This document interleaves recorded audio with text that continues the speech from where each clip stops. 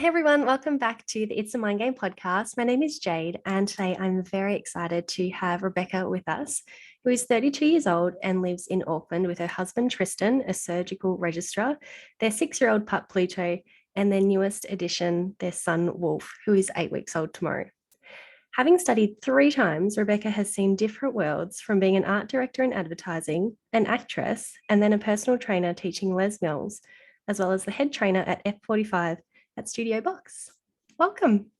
Thank you very much for having me. I'm so excited. It's been, I think we first got in contact with each other when you were heavily pregnant. Yeah. And we're like, let's wait it out a little bit until Bub's born and things sort of settle down. And I can't believe he's 8 weeks old tomorrow. I know, time really does go as fast as everyone says, but just the 8 weeks that have gone by, I feel like I have blinked, and he's not like this newborn anymore. He's a little fat little man. That chubby stage is cute though, isn't it? It's like when they're first born, they're so just teeny tiny, and then they hit a little point where they get quite plump and the little cheeks show and the leg rolls, and it's he is big as well. He's going to be quite tall, so he is growing fast. Oh, it's the best. How are you enjoying mum life? I love it, thank you. I actually had quite a lot of anxiety in the last couple of months leading up, just anticipating what it was going to be like to be a parent, and if I would feel like I was enough, all of those sorts of feelings. And for some weird reason, like, I was very aware of how your life is handed over.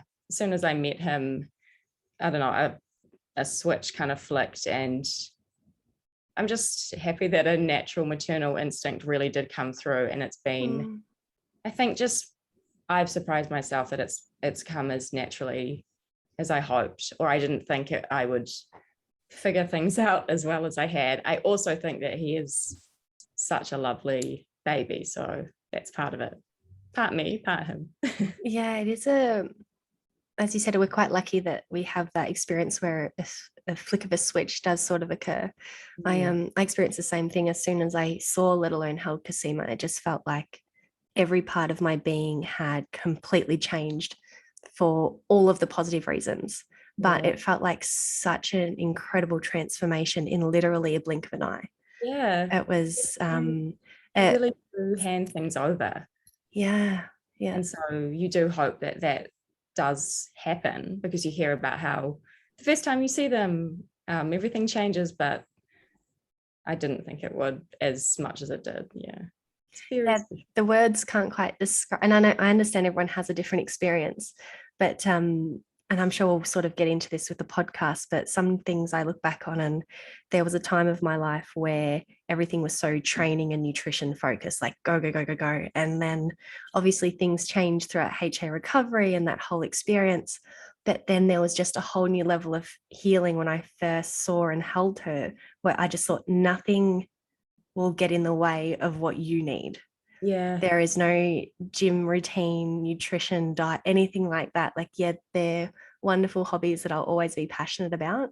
But I just remember, and obviously not that specific sentence, but I just remember thinking, holding her, like, nothing will get in the way of what you need.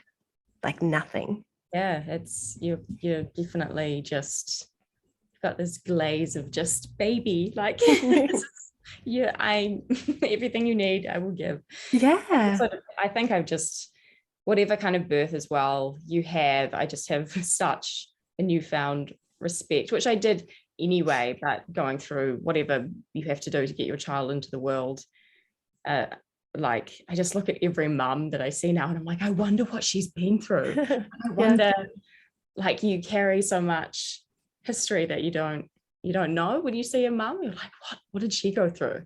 It's like such warriors. Exactly. I totally agree. Now, I guess jumping back a little bit, way back, you've been kind enough to come on and share your experience with HA and all the worlds around eating and training, and that whole other life, I guess.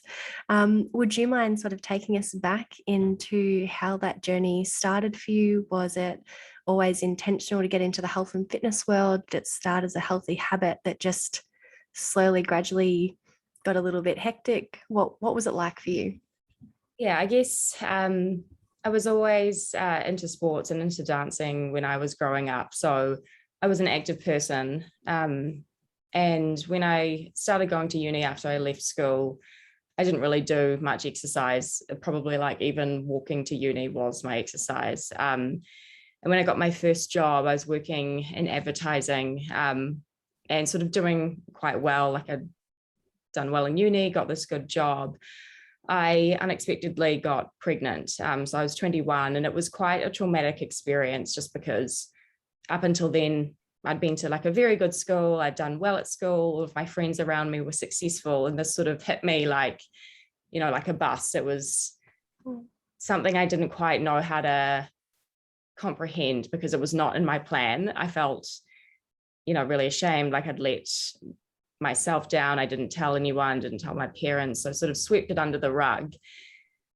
And I guess long story short around that part, I really could feel myself going into quite a depressive sort of state. I was like, I know that this is getting on top of me because I don't know how to process this whole situation. It was just really foreign. And so I remember having this thought, like conscious thought of, what do people do when they want to get happy? And then I remembered they go to the gym because they get endorphins. So that's when I joined a gym. And it was literally like a solution to be like, I don't want to get into a depression or become even more sad, because I knew that that's where things could go. And so when I did that, I would go with my mum, and it started as like Zumba classes, quite literally. That was even like, would time me out enough. But the more I went, the more it started to work. And I found some happiness in exercise, and then sort of realized that I actually took to it quite naturally, became really good. Some of the trainers noticed me at that particular gym and would always encourage me to do more things. And then from there, I guess the next few years, I changed to a gym that had more to offer, and I just became more and more fit. And I think around that as well, there were trends on, it was sort of when Instagram started and you could see people doing like eating vegan and what was healthy. And it was that really toxic misinformation about you shouldn't be eating this, you should be cutting out all of these things. So it was a sort of almost like the right combination at the time to just cut out certain food groups, train really hard, try and be lean, and sort of just let that continue. I remember still having my period because I had a copper IUD. So I wasn't at sort of a weight where it was a problem yet.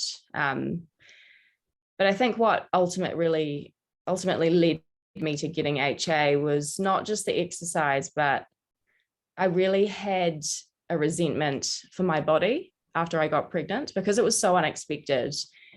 And I had a healthy body image and relationship with my body. I always had boobs, a butt, like quite a curvy shape, but was, never underweight and never, too heavy or anything. But for some reason, the fact that I got pregnant in my head told me that I just hated, quite literally, that I was that fertile and that my body did that.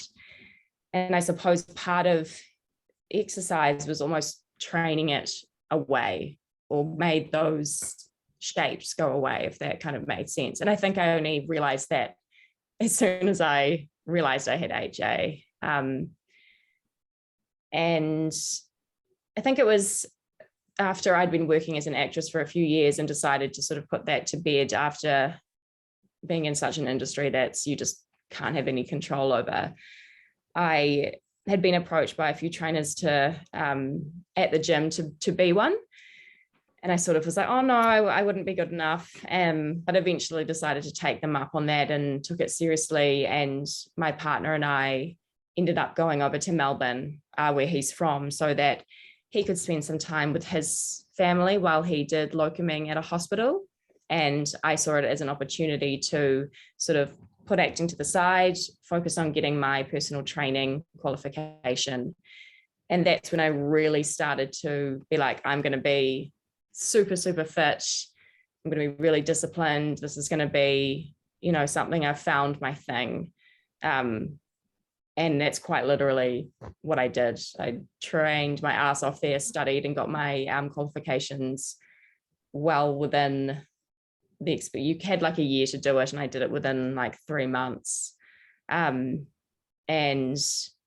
came back to New Zealand and then started working as a trainer. And then just from there, like I loved exercise so much that it really did become my life, because it is also my happy place. Mm-hmm. But I think I used it in every which way, whether it be if I was happy, I would train. If I was going through something quite traumatic, I would use that as an outlet, and just was, in hindsight, exercising way too much, and got to a body weight where I didn't even realize how lean I was. I just sort of thought, oh, but I exercise heaps. Mm-hmm. And I guess I don't have time to be that hungry. So I think it just sort of snowballed into somewhere along the lines, my period, I guess, just disappeared, because I had changed to a marina, and with that you can get light periods or none. So it was just sort of out of sight, out of mind. Mm. I don't know if that ever happened to you, where you sort of just maybe had it 1 month and didn't for a couple, and you just kind of, you were like, oh, well, it's not there, so I don't have to think about it. Yeah, look, I was on the pill for ages. You know, classic heavy periods, skin was breaking out. I didn't even get my first period till I was 16. And then when I did get it, it was just crazy out of control. I was a gymnast, so in hindsight, it took so long to get it because I was already overtraining, under eating. Like, I was that girl who was shredded even as a kid. Like, there's photos of me with abs, and like, I was just a muscly kid.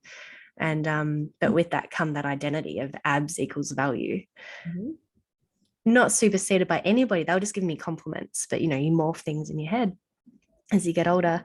But I mark my HA from my first time on stage, because I know I definitely didn't have a period then, but I've got no idea if I even had one when I first jumped off the pill. And there's a year gap in between, but kind of like how you explained, it's like, if it's not there, it's kind of helpful. And if it is, I'm not taking that much note of it anyway. So yeah, when we asked how did it kick in, I'm like, I don't even know how it kicked in. I just know at this date, it officially wasn't there. When I first did get my period as a 12-year-old, I had like quite heavy periods as well. So the fact that it wasn't there, I think, was also relief, because they weren't fun. Yeah. And I know from our conversations a little bit earlier, you follow a lot of the Dr. Stacey Sims literature, and she dives in a fair bit, saying, you know, those first few years of a teenage girl in particular, having those periods, they are going to be a little bit hectic. They are going to be chaotic, and there's measures to try and manage them, but don't just go jump on the pill straight away, because it's your body trying to just work it out. And all these things we hear now, but hopefully it'll help our future generations moving forward. But I even looked to, in my circumstance, it didn't seem like there was any other option than a contraceptive. Like, it had nothing to do with being sexually active. It had nothing to do with anything else. It was just everything to do with, oh, your period's out of control, take the magic pill. And also just, I think, it's a solution to sort of put it to the side, instead of what I love about what Stacey's trying to educate is, hold on, let's understand how our bodies work and how you can actually support it, so that when you do get those really bad period pains, which is, you know, terrible if it's on event day, or, you know, you've got something coming up, but there's ways that you can actually, with your nutrition, look after yourself, so that as a woman, you can still feel like it's a great thing to have a period, and just know how to manage it. It just seemed like it's such a thing that was like, and it still is, the stigma of like, oh, you've got your period. It should be, like, of course, celebrated, because it is part of what makes a woman, you know, work and function. And it completely changes your personality if you don't have your period. Like, if you are going through HA, you're just a completely different person. And I think if you, like, you would know, you go through it and you start to get almost some feeling back that you're like, oh, this is what it's like to actually have hormones, or just really feel, I guess is the best way to describe that. Yeah, it's so easy to sort of be a blank canvas when you're in it. It's like you face value feel emotions, but they're not deep emotions. On all extremes, there's not that ecstatic sort of joy, and there's not a super sad. It's just you're somewhere in the middle a lot of the time. Like you do get the big fluctuations and things, but for the most part, you're kind of just stuck in this middle. Yeah, it can just sort of make you, I don't know, just not, it's just like you're, for me anyway, I felt when I look back, like maybe there were parts of me that was just a little bit numb. It's the best way I can describe it, which is, yeah. I think if I take it back to what I was saying before about the body image, it's so sad that, and I understand it now because I unpacked it all, but to look back and not want to be feminine or curvy or be, healthy in that way is just such a shame.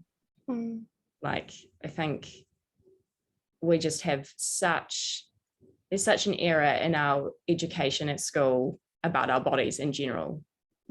My husband and I, because he is in medicine, talk about it quite frequently, about how it's just insane that you don't get taught that enough.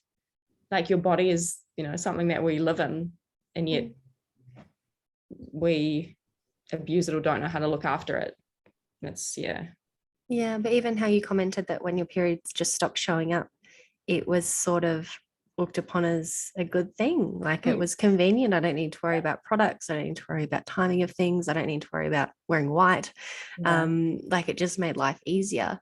And that's the perception a lot of us have when it goes missing. It's like, oh, well, it kind of is easier. And that's where all the damage is. It's like there is no value in it. And that's why when we lose it, it doesn't seem like that big of a deal. And then we have to go through this life of living a particular way with all the extremes because we haven't held onto the particular marker that really we should see is incredibly precious. Like it's such a wonderful way for us to navigate what are we doing good with our body, and like mentally, physically, spiritually, it's that whole world.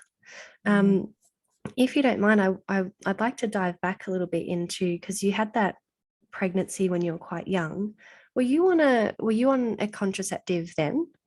No, so I was just, my boyfriend and I were just using condoms. And I know it sounds ridiculous, but I still to this day do not know how it happened.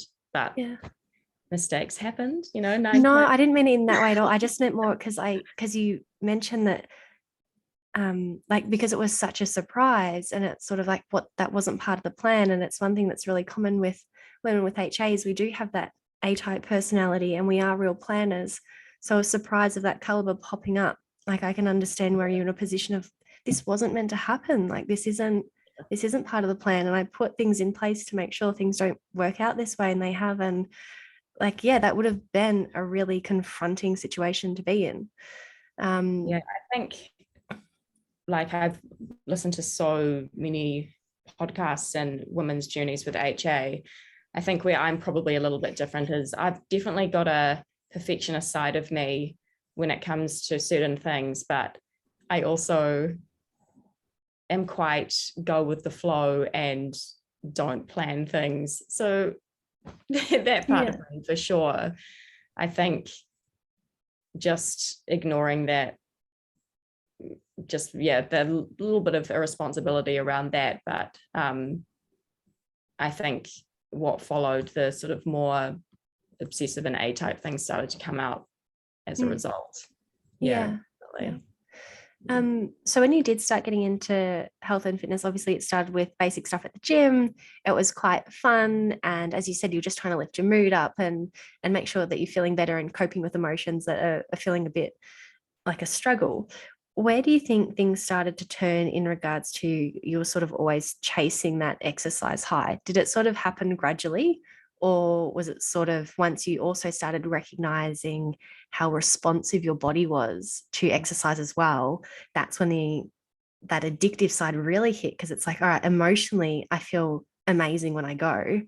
And then I'm also witnessing firsthand how incredible my body is. Like it can jump, it can lift heavy things. Like, wow, I feel like a powerhouse, because that's really intoxicating too, and in a good way.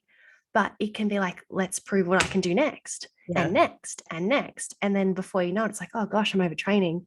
But how can I stop? Because this just feels so good. Oh, absolutely. I think initially it started off, I just lost weight from just starting exercise anyway and sort of just eating a little bit healthier. And then I know that some people were like, oh, you look great, like because my body had changed. And because I had started that office job and then got pregnant, I had put on like a little bit of weight. And then once I started to get the good feedback, of course, it combined with, I feel good, people think I look good, I'm onto something that's This is a working for me. secret. Yeah. And then like you said, the training that I was doing was predominantly intense. I loved cardio, like loved jumping, loved all that kind of stuff. I was never that into weights, but anything that combined high intensity with weights, that was my thing. And for sure, it got to the point where when I started as a trainer and when I was learning to doing my studies, I was starting to feel like I just had all this energy all the time. And it was definitely because I was wired. But at the time I was like, I am just like, I'm on fire. Like I just have so much energy. I can do HIIT all the time. And then I would get like these huge sort of slumps in energy where I'd like fall asleep in the afternoon because I've been awake since 4 a.m. And then I'd go to sleep at like between 11 and 12 and do it all the next day. But I just felt like, oh, it's fine because I have all this energy. And it was because I was running on this cortisol stress. My body was like, she has to survive because she does this every day. But because I didn't know anything about HA yet, or, how that works, I was literally like, I am so energetic. Yeah, like, but wow. that's what it feels like. And I love that you brought this up, because I think it's a really important part of people that are, or women that are embarking on that HA recovery journey. Because, you first learn about it and some part of you goes, that sounds like me. But then the other part is like, yeah, but I feel amazing all the time. Like I'm full of beans. I can't wait to get up at 4. I can't wait to train for 4 or 5 hours and then coach other people. And I'm just so excited, and I love coffee and I love eating good, and and everything's just so fast forward. And you don't even recognize until later that, oh my gosh, I was literally stuck on fast forward. There was no other gears. It was just go, go, go, go, go. Was fight or flight. And it was like, I must hang in there because I know she's just going to do this to me again tomorrow and the next day and the next day. And I just remember all those light bulb moments when I was finding out what HA was and just being like, I cannot believe I've done this to myself. And of course I felt like this. And no, you don't have that much energy. Your body's using every reserve it has. And it's amazing that you haven't even got a stress fracture or an injury yet, because you are nuts. And everyone around me was just like, how do you train so much and teach all these classes? And you proudly, I just love it. I am fitness. Yeah, like but that's what it feels like. And do love it. So, it really did hurt. And I think it hurts a lot of women that when they discover, or when they might think that there might be something wrong with their overtraining, I think it really does hurt that you might have to reduce it, because for me, it really was and is a happy place, but it's learning how to find movement that's not always about the intensity, and that feeling afterwards of euphoria, you've got to find that in something that's also healing for your body, like doing, things like yoga, Pilates, and just not always be on that high intensity fight or flight. Like, no wonder your body can't cope and gets to that point. And you don't even have to be overweight, or, you could be a healthy weight, you could be overweight and get HA. You're just really stressing your body out and your mind as well. think, yeah, there's just so much about the mental thing as well that of course is part of it. Yeah, and around that time as well, what were your eating behaviors like? Because, some women fall into fasting or keto or calorie counting, macro counting, all that caliber of things. Did you follow particular protocols at certain times? Did they come and go? You mentioned that you just generally had a suppressed appetite, obviously, because you were training so much. And it's like, who's got time to fuel when I've got this much adrenaline surging through my system? But if you look back, do you feel as though there were certain rules that stopped you from having a particular intake, or it was a huge part just that appetite suppression from all of the training that you were doing? I definitely, my eating was for sure, or not eating was part of it. Because I would get up at 4 a.m. and that was when I was teaching at F45. I would have a smoothie, but then last up until after I taught about 5 or 6 classes and even do my own training afterwards. It would sometimes get to about 2 p.m.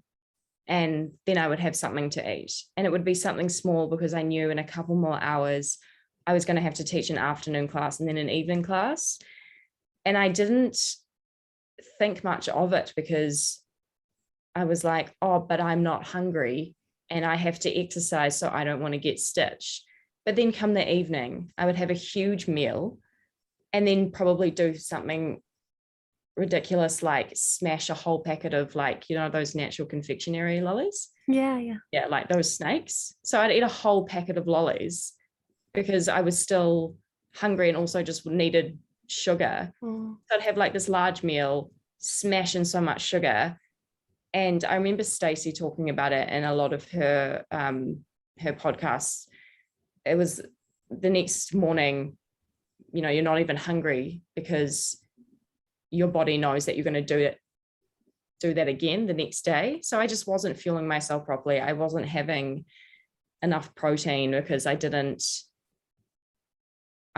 only ate fish sort of occasionally, and I ate a lot of predominantly very healthy foods, but didn't do calorie restricting on purpose, didn't do certain diets. I was never interested in following things like keto, mainly because I'm probably quite lazy and don't cook, but for sure just ate at stupid times and not enough, and then would eat like a whole packet of lollies. So it was such a warped idea of I eat this good vegan meal, thinking that was healthy, but not realizing that of course there's not enough fat in that or protein, or just not even realizing that my body was pretty much starving all the time. Yeah. So it was only when, of course, I discovered HA and I discovered what I was not doing that I was like, what are you giving your body? Not enough, nothing. I guess I have 2 questions around that. And thank you for sharing that insight into your nutrition at the time as well, because it's, HA is heavily linked with eating disorders or disordered eating habits. And frequently women go, but that's not me. And even though you didn't have a proper diagnosed eating disorder, there was disordered behaviors, as you said, with technically a fast all day, even though it wasn't intentional. It was just because I'm training and then I'm taking classes, and then you have that big meal at the end. And because you were in it in that moment, you're like, yeah, but I just eat when I'm hungry. And it turns out it looks like this.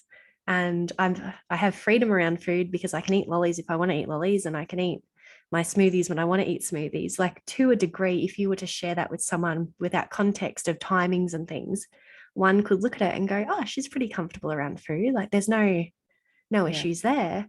But then if you give timelines and the way things fell out and the way you were training throughout the day, then it starts to show, oh, okay, there's a few imbalances here. Obviously, we can make improvements to better support your body. Was it the discovery of HA that made you start to look at your training and nutrition, or did other things start to go on and you're like, oh my gosh, this lifestyle is starting to drive me a bit crazy? For sure. I think I probably started to ignore it for a long time because of my work schedule.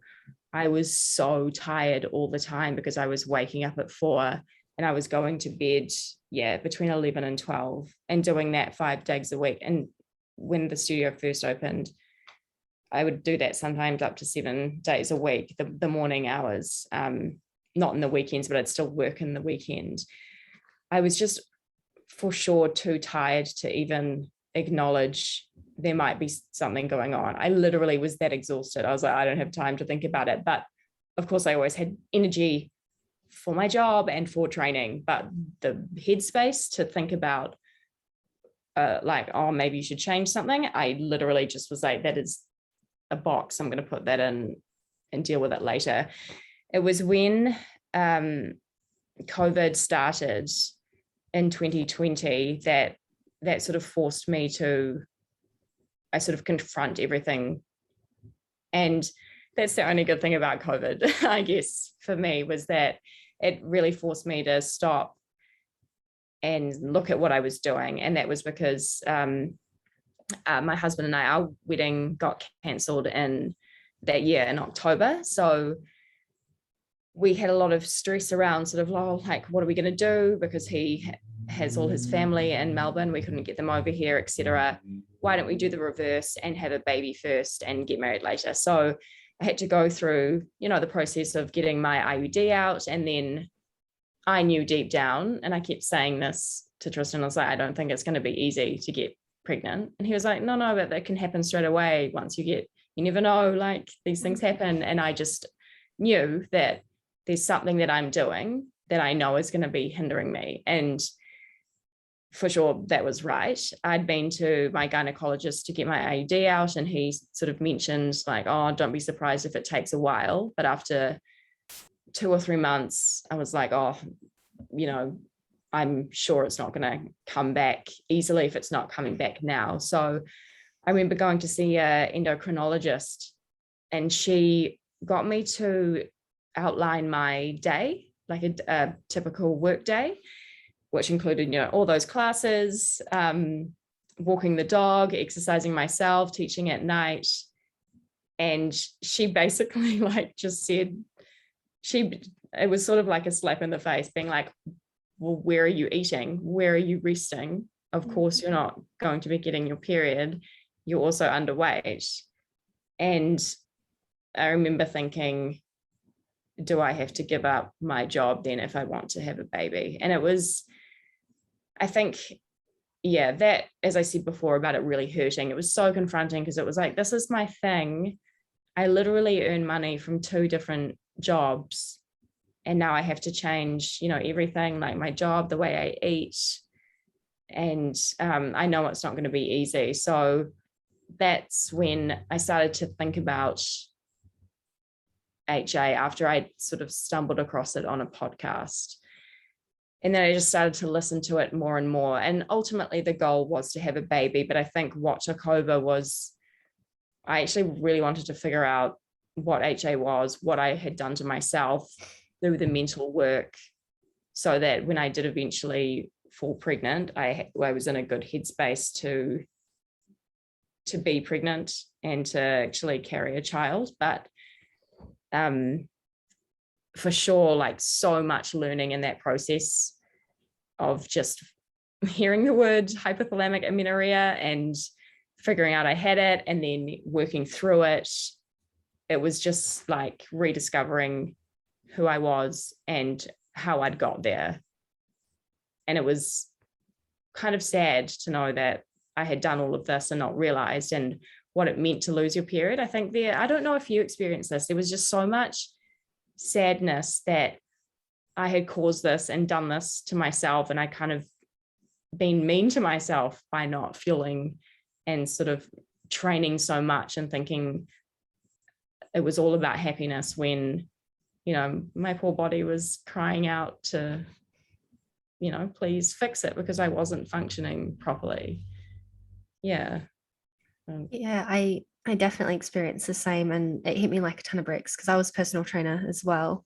And I did leave my job so that I could recover from HA, because I just thought I can't be in this space and do this process at the same time. So hats off to the ladies who can stay a PT and recover, because that's it's a tough gig. It's, it's a tough process alone, let alone being in a health and fitness environment.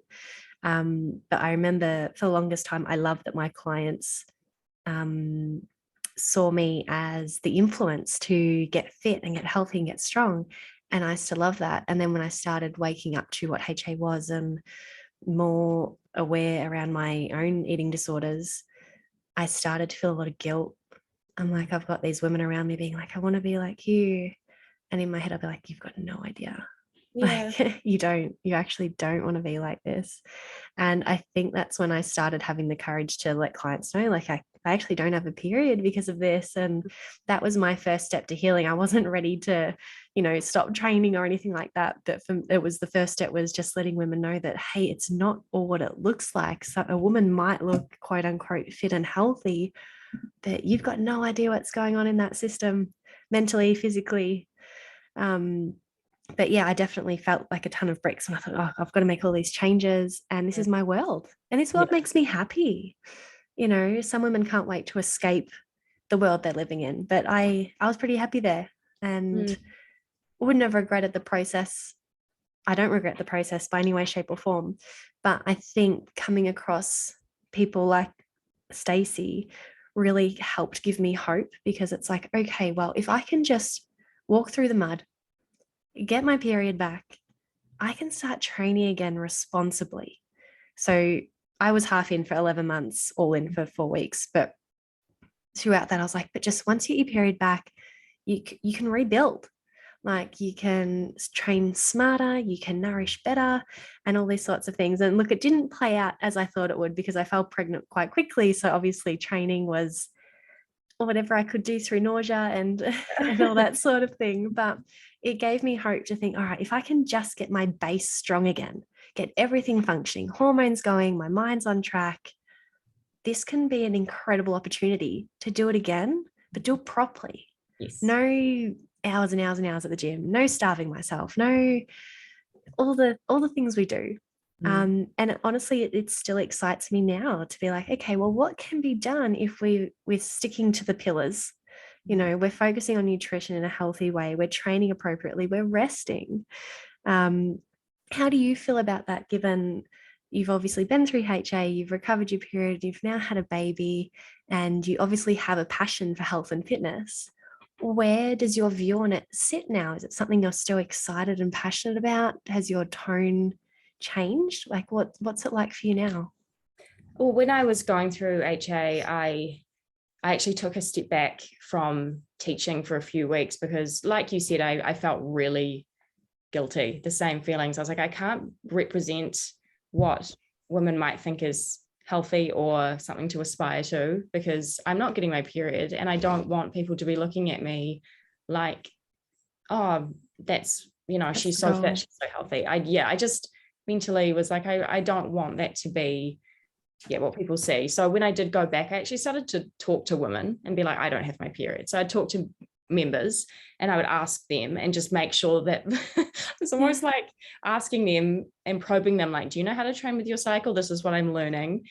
And I suppose, I went through the whole journey of really weaning back from exercise. I didn't give it up completely, because I knew, I really felt deep down that I knew that if I put in the right amount of mental work and did the sort of nutrition that I thought might work around training, but also made sure I rested and made sure I kept on top of it, that I might be able to get my period back.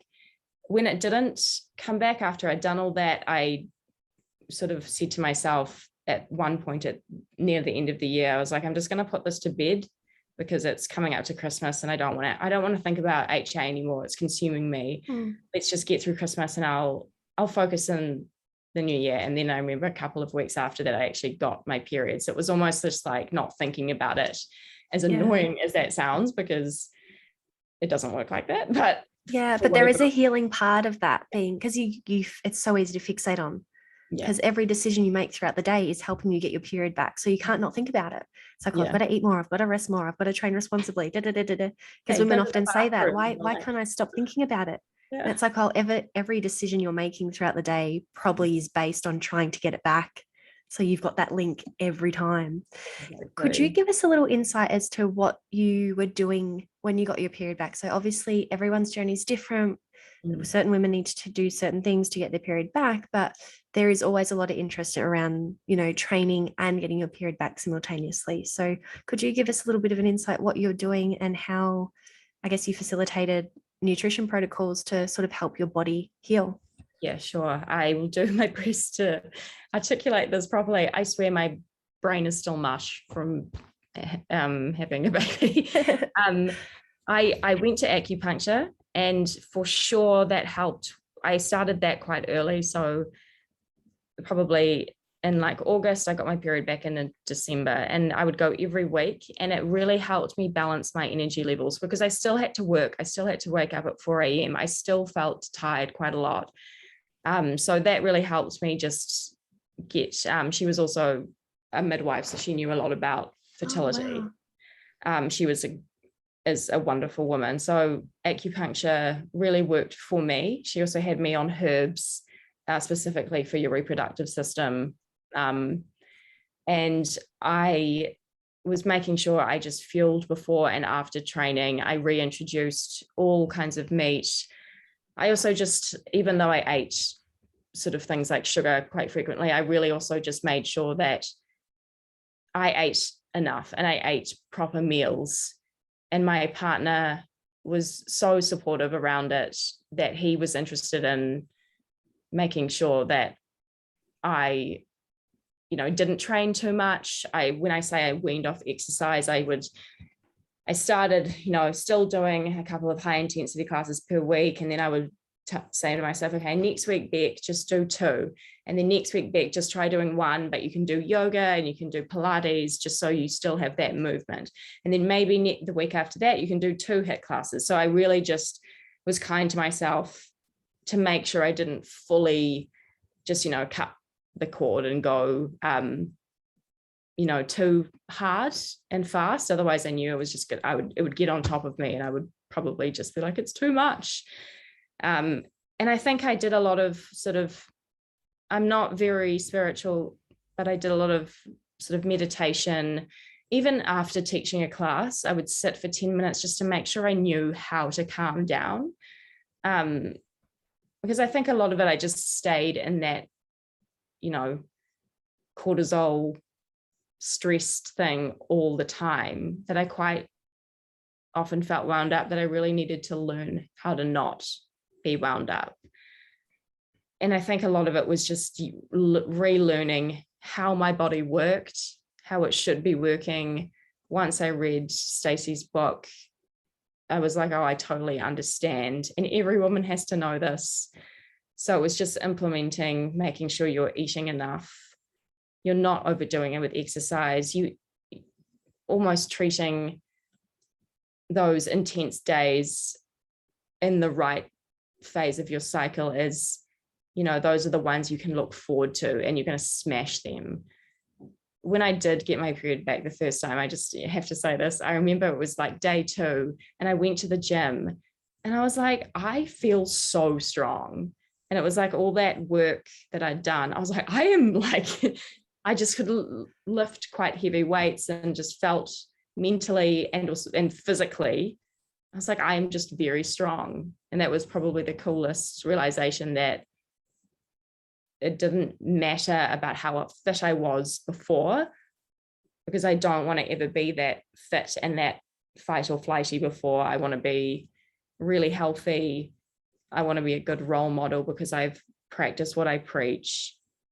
And I think that, now, of course, when I do get my period back after breastfeeding, that's, of course, now I know how to implement it and not overdo it, and it's okay to rest, of course. Yeah. Like, which I'm doing a lot of.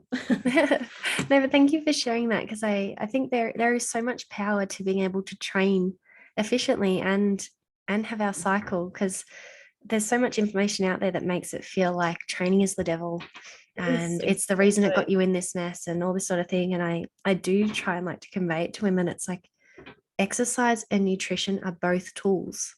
You know, you can use them to your advantage, or you can use them to do some not very nice things, but they're just a tool. And it really is up to us to be responsible. And if we're doing something inappropriate, which is causing a loss of cycle or disordered eating behaviors, it's up to us to take responsibility and go, well, what do I need to learn to do different? Who do I need to ask for help so that I can get through this? Like, what do I need to be better? And then just take it day by day. And I love that, you know, quite possibly you could be the first person on the podcast who was still doing HIIT training while they got their period back. And I understand you were, you know, 1 session a week, 1 week, maybe 2 the next, and you were focusing on rest and all that sort of thing. But I think it just conveys the point that, one, every recovery journey is so different. And, you know, that's not to say every other person will have the same response that you will have from it, but just knowing that, like, there is some leeway if you're doing all the right things and you're taking the time and effort to put in the right, literally, procedures to facilitate health and that restoration. Like even how you were meditating after each class. I mean, it took you to learn that, okay, meditation is going to help settle my nervous system. All right, I've got 15 minutes in between each class. How can I minimize this stress response? Hey, I've got 5-10 minutes. I'm just going to calm myself down. I'm just going to lie on the floor. And like, you didn't have to do that, but you're like, all right, what's the best I can do with what I've got? Well, I can't quit my job and I do have 15 minutes to spare. I'm not going to run around chasing after all the members and all that sort of thing. I'll make sure they're good. I'll make sure they're happy to go. I'm welcoming the new ones. And that few minutes in between, I'm going to make it about me. Like, that's so powerful. That is so powerful. I think it was just, I just knew so much that it was, you know, as you said, the exercise is one thing and it's not the cause of HA. I just had so much mental things that had got me into that position as well, that it wasn't just about cutting out exercise. For me, it was about like almost retraining my brain and retraining myself not to hate myself was probably part of it. And I think it's important for women to know that it really is not just all about exercise. I know women who have had HA from stressful jobs, and not eating enough. So it's ultimately sometimes it's just a recognition and an acceptance that you're not looking after yourself as well as you could be. And that's not your fault, because at the time you don't realize it because you're probably in a stressful situation or in something that you don't quite realize is causing these consequences. And it was only when, of course, for me, I was confronted with, I want to have a baby. I don't have my period. That's a problem. Whereas I would have just continued the year doing the same stuff I was doing because, you know, it didn't mean anything. I think that's what hurt me a lot as well.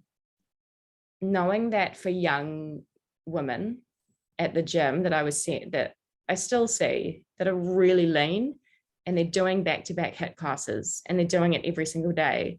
I feel like this goes in one ear and out the other because you're young. And as we were saying earlier, you don't have your period. That's convenient because you probably don't want to reproduce when you're like me, 21, when I got pregnant. So if you don't have your period, it doesn't really mean anything. And I'll probably just deal with fertility later. But, you know, I would hate for them to go through what I went through or what you went through or what anyone with HA goes through later on when they decide I want to have a baby, or they eventually get an injury because they're not supporting their body enough. It just really irks me that those are, you know, women that I really want to educate that, you know, be proud that you're a woman. Leanness isn't everything. Fitness isn't everything. You know, the gyms that I teach at, they have other classes that aren't high intensity for a reason. Use them.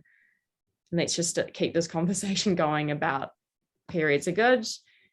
I've had such good reception from a lot of male trainers being like, we think it's awesome you're talking about periods because we want to be able to train our clients in with their cycles and not have it be a thing that, so that's been really cool. But it's just a conversation that, like, it's awesome that podcasts like yours exist, that people keep talking about it, because we just, comes back to just not being educated enough, I think, about how your body should be working. And even like long-term effects. I remember I still learn more things about HA and how low estrogen and progesterone for prolonged periods can do things later on in life. I mean, I knew about osteoporosis and osteopenia, and honestly, water on a duck's back. I was just like, that won't be me.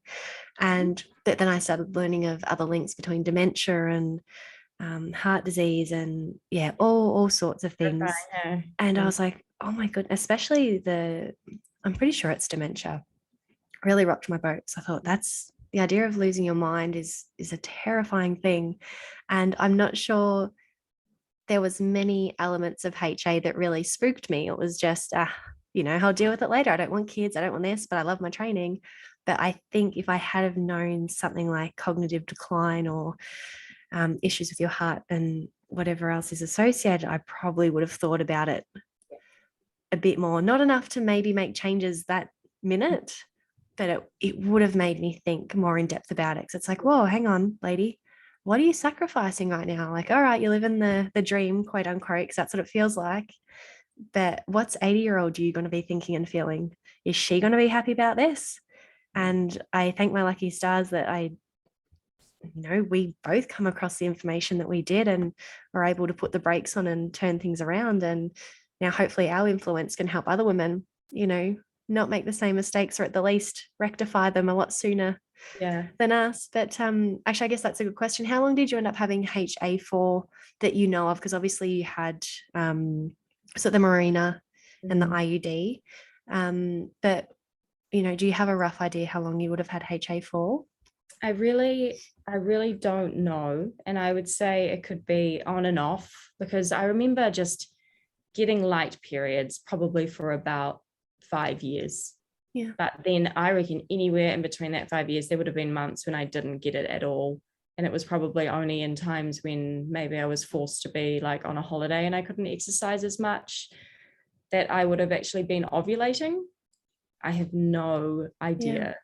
I can't even remember, but for sure, I think I said, when COVID started, the first week of our lockdown, I got the most I had bled in like a year. And by saying bled, I mean like there was evidently blood, but it wasn't like a proper like full-on bleed. But I was like, there it is. It's because I've slept more. So, and I remember just being like, that's interesting. But following that, I actually got really stressed out during COVID and trained like a maniac. So I did the reverse. And then I realized, we want to that's not the program. Whoops. Yeah. So I think, you out of sight, out of mind is not a good thing for your period. Yeah. If you are, or if you suspect you might be going through something like HA, have a look at, a lot of lifestyle factors as well. Yeah. And I guess there's that motivating point too. It's like, why are you training?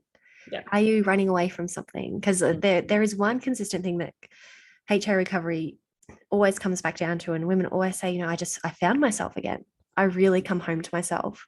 And I think a big part of that is we stop running away from things that are stressing us out or that we're not sure how to navigate or deal with. And we go, all right, we've got to face this head on, because unless I face it head on, my reliance on exercise is not going to decrease, because it's like the two can't coexist. I need to deal with these emotions and these things that are getting to me so that I can make better decisions around exercise. I guess to sort of wrap things up, do you feel like there was a big part of that in your healing process where it was recognizing things that were either stressful, emotionally upsetting, maybe things that you just wanted to do for a really long time that you were fearful of in a good way, as in you didn't want to fail, or you weren't sure how to fill out a form? Like, it could be the smallest of things, but just when you really start to pause and think about, okay, what am I hiding from, that these things started to pop up? Yeah, I think a lot of it was just, discovering and accepting the trauma that I'd been through at a really young age, just how that had affected me through the last, I think it was about 9 years up until then, and realizing how I had created these habits, and then how I, and all the other stresses, was doing the same things. And that was exercise. And it was sort of just ignoring things and turning to what I knew to cope. And that was quite often not just in terms of exercise, but sweeping things under the rug and not talking about it. And it was a good, I would say the best thing that came out of HA was just accepting why I am the way I am and how I got there. And just now I know how to not do that again. Or if I do feel like I was to exercise too much again, like, you know why you're doing this. It's because you're trying to cope with something, and you don't need to do that. Like, or if you do want to move, just be kind to yourself. I think it just made me learn about me a lot more, and just be okay with a little bit more about who I am, maybe. Yeah. Well, thank you. No, it does. It's like you did an overall kind of assessment on yourself and started to working out, right, who am I outside of exercise? Like, what does this look like? I don't have to delete exercise, but it's not my core. And exploring that, it's an incredible journey. And thank you so much for coming on and being willing to share sort of the last few years and what's that meant, and where you've ended up now with your beautiful son, and obviously a better relationship with food and exercise. You've still got the beautiful mum glow happening, so it's just things must be working out well. It's just sweat. No, I thank you so much. I do want to acknowledge that, of course, this is so awesome that you're doing podcasts like this, because part of my recovery was I don't like reading. So I would listen to so many podcasts, and they really helped me. So you'll be helping so many other women, and to women who are going through HA or suspect that they might be, just be patient with it and just keep listening to these sorts of things, because it's like a comfort, right? It just helps you be like, I'm not alone. I understand what I'm doing. I'm going to get there. Just, and put it to the side when it becomes too much, and come back to it when you're ready to learn more. Or I just say, be patient, and just accept and love the fact that you're a woman as well, because that's what I found. That's so powerful what you said too. Accept and love the fact that you're a woman, because I mean, we are incredible creatures. But no, it was so wonderful talking to you, and you've had such a wonderful insight, and I'm sure the ladies listening are going to absolutely love this episode. Now, if anyone wants to reach out and have a chat with you, what's your Instagram handle? It's Rebekkah, REBEKKAH.Burnett, BURNETT. And flick me a DM. At the moment, there's a lot of just me and my son. Oh, he's so beautiful though. I love all the photos. I can't help but look every time one pops up. But no, I'll pop all those details in the show notes. And if anybody wants to reach out and have a chat, then by all means, contact Rebekkah. And once again, guys, thanks so much for listening in, and I hope you enjoyed this episode.